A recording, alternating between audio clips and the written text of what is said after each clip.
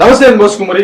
పవన్ కళ్యాణ్ గారి గురించి విపరీతంగా మాట్లాడేటువంటి వ్యక్తులు ఎప్పుడు మాట్లాడుతూనే ఉంటారు, ఇంకా మాట్లాడుతూనే ఉంటారు, మాట్లాడుతూనే ఉంటారు. కానీ పవన్ కళ్యాణ్ గారు ఇవన్నీ పట్టించుకోకుండా తన పని తాను చేసుకుంటూ ముందుకు వెళ్తూ తన ఒక ఆశయం కోసం ముందు వచ్చాడు. దాన్ని చిన్న చిన్న ఆశయాలుగా విడగొట్టుకొని ఒక్కొక్క దాన్ని ఫుల్ఫిల్ చేసుకుంటూ ముందుకు వెళ్తున్న తరంలో మళ్ళీ ప్రాబ్లమ్స్ వస్తున్నాయి. ఆ ప్రాబ్లమ్స్ ని మళ్ళీ రెక్టిఫై చేసుకుంటూ తన ఆశయం కోసం ముందుకు వెళ్తున్నాడు తప్ప వీళ్ళు మాట్లాడేటువంటి మాటలను కానీ దేన్ని కూడా పట్టించుకుంటున్నటువంటి పరిస్థితి క్లియర్ గా లేవు. బట్ తనకు ఒక ఆశయం ఉంది, చాలా పెద్ద ఆశయం ఉంది, 25 సంవత్సరాలు సుదీర్ఘమైనటువంటి ప్రయాణం ఉంది. దాని గురించి మాత్రం ఆలోచిస్తాడు తప్ప మధ్యలో దాని గురించి ఆలోచిస్తున్న పరిస్థితులు లేవు. మీకు దీని గురించి ప్రత్యేకంగా నేను చెప్పాలి అంటే ముఖ్యంగా కులం, పవన్ కళ్యాణ్ గారి కులానికి సంబంధించి కుల రాజకీయాలు లేకపోతే సనాతన ధర్మాలు లేకపోతే రకరకాలైనటువంటి విధంగా మాట్లాడుతుంటారు. నెంబర్ 2 వంగవీటి రంగా గారి గురించి మాట్లాడేటువంటి ప్రయత్నం చేస్తారు. ఇప్పుడు పవన్ కళ్యాణ్ గారు అంటుంది ఏంటంటే ఒక మనిషి ఉన్నప్పుడు అతన్ని నేను ఎప్పుడు కూడా నాకు నిజంగా చెప్తున్నాను, నాకు ఎప్పుడు డౌట్ వస్తుంటది. అదేంటనంటే ఒక మనిషి ఉన్నప్పుడు మాత్రం గుర్తించడం జనం. నాకు అదే ఇప్పుడు కూడా నాకు కూడా ఒక అసహనమైనటువంటి విషయం,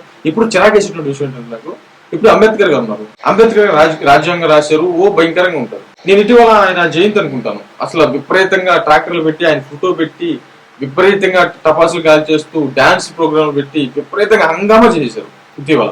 మొత్తం రాష్ట్రం మొత్తం దేశం మొత్తం కూడా మనకు తెలుసు. కానీ ఆయన బ్రతికున్నప్పుడు ఆయన ఏ రాజ్యాంగాన్ని రాశాడో, ఏ ప్రజాస్వామ్యాన్ని అయితే సృష్టించాడో దానికి సంబంధించి ఆ ప్రజాస్వామ్యంలో ఆయన ఓడిపోయాడు. ఆయన రాజకీయంగా ఓడిపోయాడు. ఇదే ప్రజలు ఆయన ఓడించారు.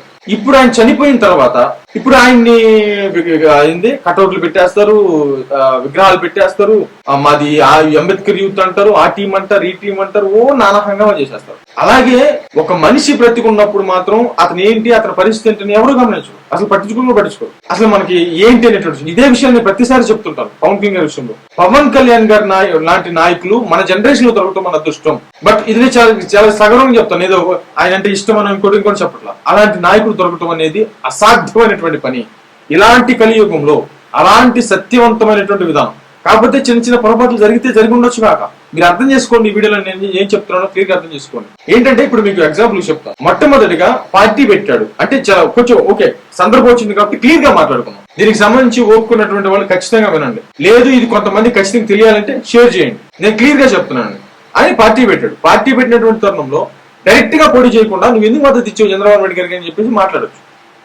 అప్పుడు రాష్ట్రం అనేది విడిపోయి ఉన్నటువంటి పరిస్థితి. మీరు బాగా గమనించండి, రాష్ట్రానికి ప్రాబ్లం వచ్చిన ప్రతిసారి పవన్ కళ్యాణ్ నిర్ణయాలు ఎలా ఉంటాయో ఒకసారి గమనించండి మీరు. అంతే, నేనేం మాట్లాడలేదు. ప్రత్యేక అంటే 2 రాష్ట్రాలను విడగొట్టి ఒకరి స్వార్థం కోసం ఒక రాష్ట్రాన్ని సర్వనాశనం చేసి ఈ రోజు కూడా కోలుకోకుండా చేసినటువంటి పరిస్థితి.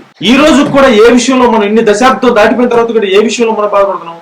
మన రాష్ట్ర అభివృద్ధి రాబోయే తరాల భవిష్యత్తు ఏంద్రబాబు అని చెప్పేసి అలాంటిపోతున్నటువంటి పరిస్థితి. దీంట్లో మనం రాజకీయం చేసుకుని దాన్ని బగ్గుమని చెప్పేసి మంటేసుకుని చలిగాగుతూ మా పిల్లల భవిష్యత్తు చాలు, కానీ ముందుకు వస్తే మాత్రం అమ్మో రాష్ట్ర భవిష్యత్తు రాష్ట్ర నాశనం అయిపోతుంది, అది ఇది గుర్తుకొస్తే సొల్లు డ్రామా చేస్తూ ఉంటారు రాజకీయ నాయకులు.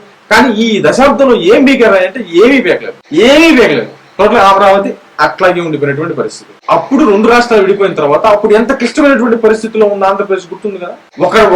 ఒక వ్యక్తి స్వార్థం కోసం ఒక 2 రాష్ట్రాలు విడగొట్టేసి సర్వనాశనం చేశారు. ఈ రోజు ఆ తెలంగాణ ఏమైనా బాగుంది అంటే ఒక హైదరాబాద్ తప్ప మిగతాదంతా డామ్, అప్పులు పాలైపోయినటువంటి పరిస్థితి. మనమే అప్పుతో ఇక్కడికి వచ్చాం. అలాంటి పరిస్థితులు ఎవరు మాట్లాడరేంటి, ఏంటి దరిద్రం అనేటువంటి విధంగా ఆయన బయటకు వచ్చాడు. మొట్టమొదటిగా మాట్లాడింది పవన్ కళ్యాణ్ గారు మాత్రమే. అంత ధైర్యం ఎవరికి లేదు ఆ టైంలో. ఎందుకంటే ఆ హైదరాబాద్ లో అన్ని ఆస్తులు వాళ్ళకి ఆడే ఉన్నాయి. కేసీఆర్ గారు లాంటి వాళ్ళని కదిలిస్తే మా పరిస్థితి ఏంటనేటువంటి విధంగా భయభ్రాంతులు గురారు. అలాంటి భయాలు ఇంకొన్నావు కదా ప్రశ్నించేసాడు. కవిత గారిని మొత్తం కేసీఆర్ గారిని చెడుగుడు ఆడేసుకున్నటువంటి పరిస్థితులు అయితే ఉన్నాయి. ఆ తర్వాత వాళ్ళు కౌంటర్ ఇచ్చారు అనుకో, ఆమెమో బ్రహ్మానందం అని చెప్పేసి మాట్లాడింది. బట్ ఆమె ఇప్పుడు ఏమైపోయిందో తెలుసు కదా, కవిత గారు ఏమైపోయారో తెలుసు కదా. మళ్ళీ 2 వచ్చేసి కేసీఆర్ గారికి సంబంధించి అదే పవన్ కళ్యాణ్ సిటీకెత్తే ఈ ముక్కలు అవుతా బిడ్డ అని చెప్పేసి ఆయన మాట్లాడు. ఆయన ఈ రోజు ఏమయ్యాడు తెలుసు కదా. ఒక స్వార్థం కొంతకాలం పనికి వస్తుంది తప్ప తర్వాత పనికిరాదు అనేటువంటి విషయాన్ని ఖచ్చితంగా గుర్తుపెట్టుకోవాలి. ఈ రోజు వాళ్ళ కుటుంబంలో చీలికలు వచ్చేసి కవిత గారు వేరే పార్టీ పెట్టుకుని చెడుగుడు ఆడుకున్నటువంటి పరిస్థితి క్లియర్ గా తెలుస్తున్నాయి. ఆ రోజు ఆయన మాట్లాడాడు, మీరు ఏం చేశారు, ఉద్యమం పేరుతో మీరు ఏం చేశారు, 2 రాష్ట్రాలు పెట్టుకుంటే ఒక రాష్ట్రానికి అన్యాయం చేశారు, ఆ సంస్కృతిని అవమానించారు, ఏం చేస్తున్నారు మీరు అనేటువంటి విధంగా ఆయన ప్రశ్నించింది పవన్ కళ్యాణ్ గారే. ఆ టైంలో వచ్చాడు. ఆ టైంలో వచ్చి ఆయన డైరెక్ట్ గా పోటీ చేస్తే ఏమవుతుంది? జగన్మోహన్ రెడ్డి గారు అసలు అనుభవం లేదని, ఒక్క రాజశేఖర రెడ్డి గారి లెగసీ తప్ప ఏమీ ఉండదు. జగన్మోహన్ రెడ్డి గారు ఏంటి, జగన్మోహన్ రెడ్డి గారి పరిపాలన విధానం ఎలా ఉంటుంది, ఆయన ఏ కేటగిరీ నుంచి వచ్చాడు అనేటువంటి విషయం పవన్ కళ్యాణ్ గారికి బాగా తెలుసు. కాబట్టి ఇప్పుడు రాష్ట్రానికి కావాల్సింది ఏంటి? రాష్ట్రం 2గా విడిపోయింది, ఒక స్వార్థానికి బలైపోయింది.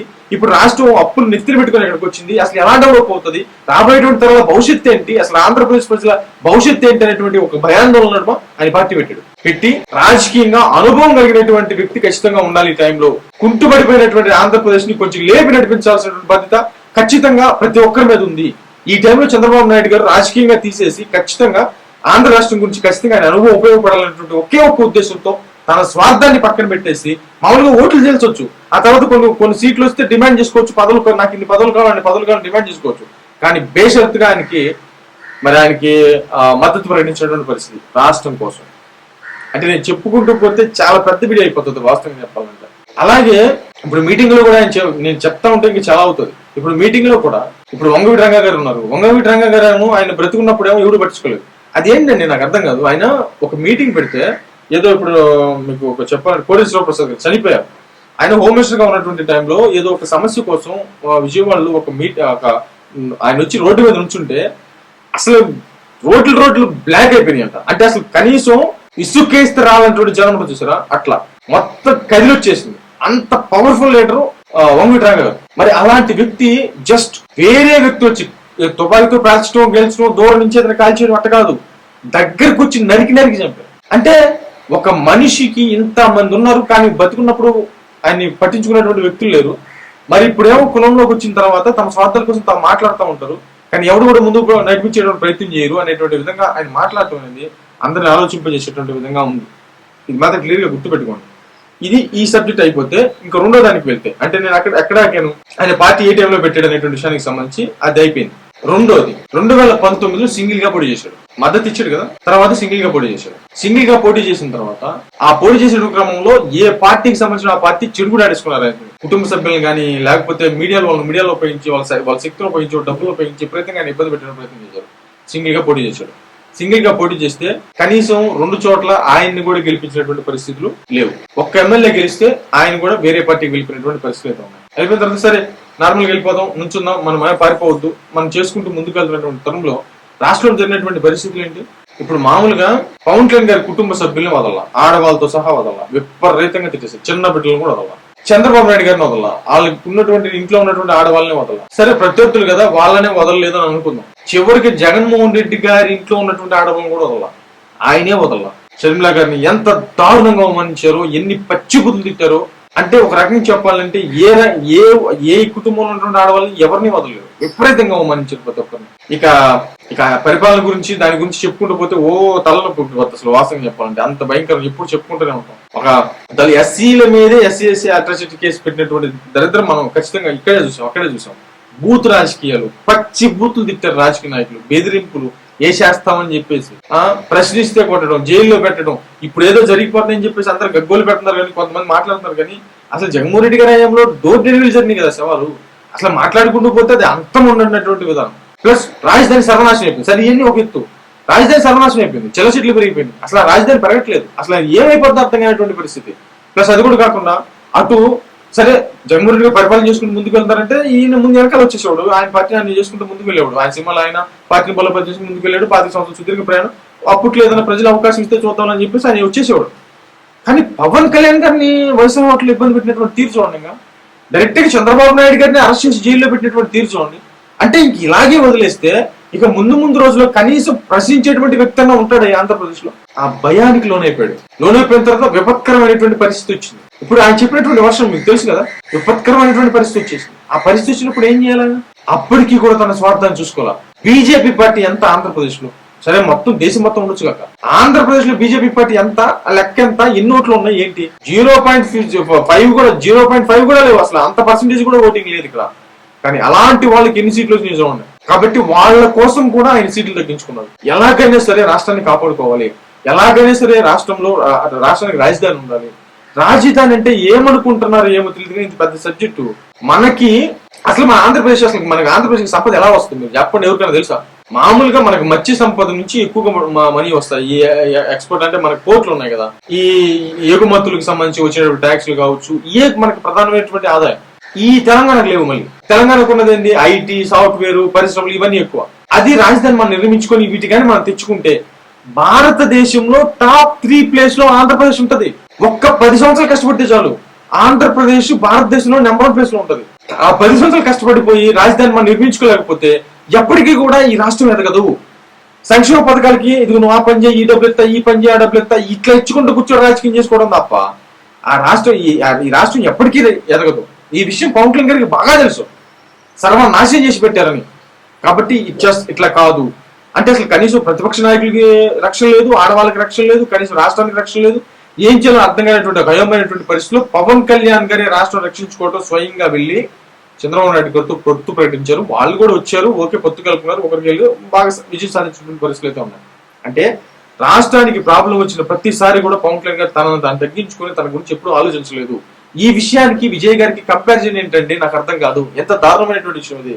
సరే నువ్వు ఎప్పుడైనా రాజకీయంగా ఉన్నావు కదా, ఎప్పుడైనా సింగిల్ గా పోటీ చేసావా అని చెప్పేసి అంటానిగా పోటీ చేశాడు. 2019లో పోటీ చేశాడు. పోటీ చేస్తే గెలిపించారా? గెలిపించలేదు. గెలిపించకుండా ఏం చేశారు? 2 చోట్ల ఆయన ఓడించినటువంటి పరిస్థితి ఉంది. ఇది కరెక్టా? ఆయన పోటీ మామూలుగా మద్దతు ఇచ్చి రాష్ట్రం కోసం మద్దతు ఇచ్చాడు, 2 సింగిల్ గా పోటీ చేశాడు.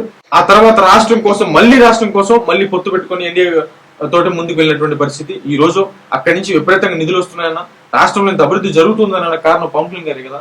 అంటే ఒక మనిషిని అర్థం చేసుకోవడంలో కొంచెం డీప్ గా వెళ్ళాలి అంటే కొన్ని రోజులకు అర్థమవుతుంది. ముందు రాష్ట్ర ప్రయోజనాలు ఇంపార్టెంట్, తర్వాత పార్టీ, తర్వాత ఇట్లాగే స్టెప్ బై స్టెప్ ఉంటుంది. దానికి ముందు రాష్ట్రం, ఫస్ట్ దేశం, రాష్ట్రం మొత్తం ఇదంతా ప్రజలు, ఆ తర్వాత తన పార్టీ బలోపేతం, ఆ తర్వాత తన భవిష్యత్తు, ఇట్లాగే స్టేజ్ వైజ్ గా ముందుకు వెళ్తున్నటువంటి వ్యక్తి అన్నమాట. కాబట్టి అలాంటి వ్యక్తి దొరకడం అనేటువంటి అరుదైనటువంటి విషయం, దయచేసి అర్థం చేసుకోవాలి. నేను మీకు చెప్పగలిగేది ఏంటంటే ఇప్పుడు పవన్ కళ్యాణ్ గారు చెప్పింది, మనిషి ఉన్నప్పుడు వాళ్ళ వాల్యూ తెలవదు.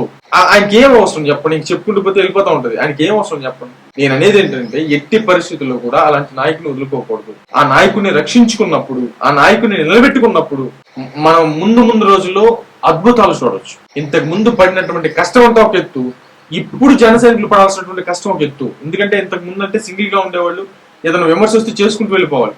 కానీ ఇప్పుడు తెలుగుదేశం పార్టీతో పొత్తులో ఉన్నారు.